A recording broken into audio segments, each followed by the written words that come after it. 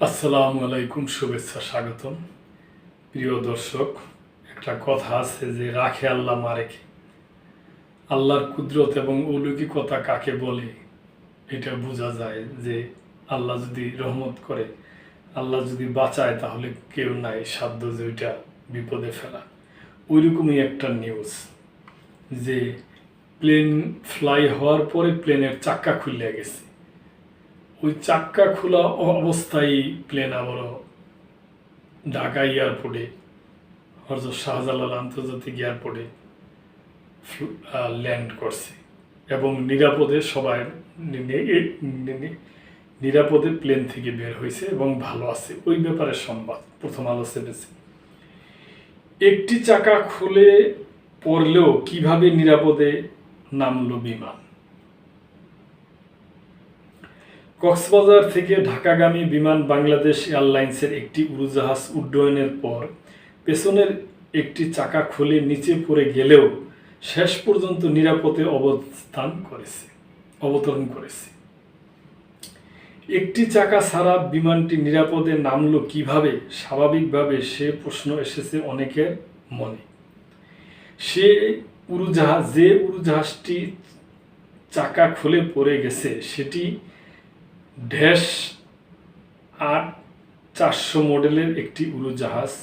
কানাডার তৈরি স্বল্প পাল্লার টার্বোপ্রোপ যাত্রী এমন উড়োজাহাজ দিয়ে বিমান বাংলাদেশ এয়ারলাইন্সের মূলত অভ্যন্তরীণ ও আঞ্চলিক গন্তব্যের ফ্লাইট পরিচালনা করে থাকে।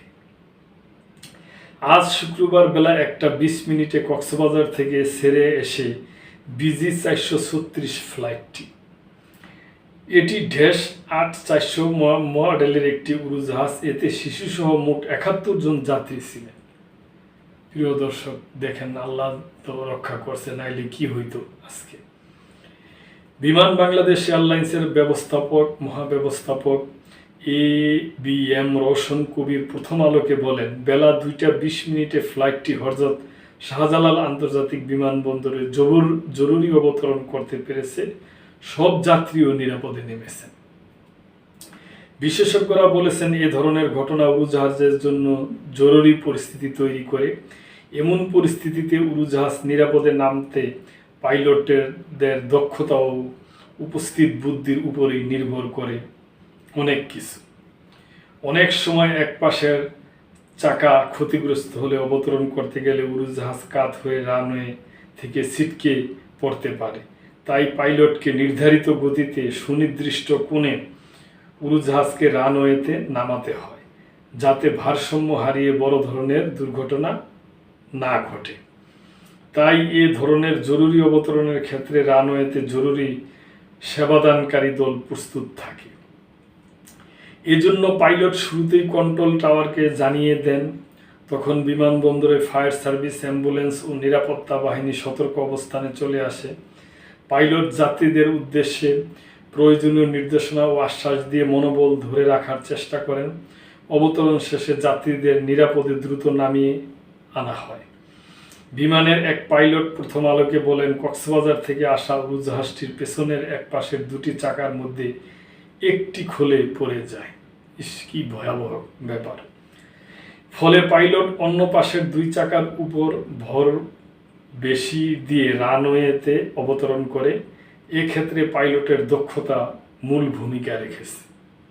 পাইলট খুব ধন্যবাদ পাওয়ার যোগ্য। প্রিয় দর্শক, উল্লেখিত উড়োজাহাজ চালনায় যুক্ত ছিলেন ক্যাপ্টেন বিল্লাহ ও ফার্স্ট অফিসার জায়েদ।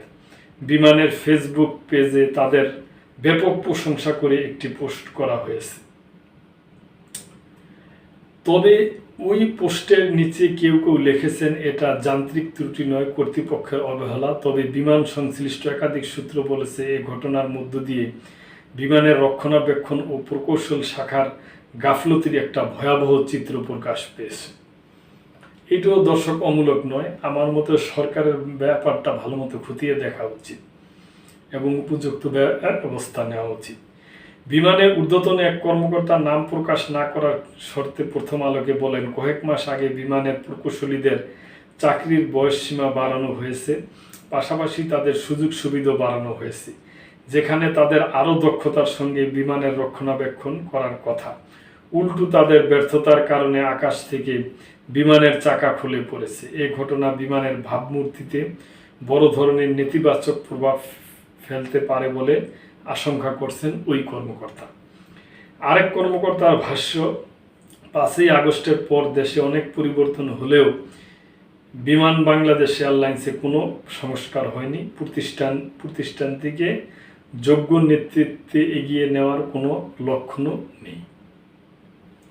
তো দর্শক, আমরা আশা করব যে প্রথমে আল্লাহর মহান আল্লাহ রব্বুল আলমিনের কাছে শুকরিয়া যে নিরাপদে অবতরণ করে দর্শক সব নিরাপদে বের হয়েছে, বাঁচছে, এবং যে পাইলট আছে ওনার দক্ষতা, ওনাকেও ধন্যবাদ। দ্বিতীয় হলো যে এই ব্যাপারে সরকারকে এবং যে বিমানমন্ত্রী আছে ওনাকে অবশ্যই উদ্যোগ নিতে হবে, ভবিষ্যতে যেন এরকম ঘটনা আর না ঘটে। তো দর্শক, ভালো থাকবেন, সাবস্ক্রাইব করে লাইক কমেন্ট শেয়ার করে চ্যানেলটির পাশেই থাকবেন। আল্লাহ হাফেজ।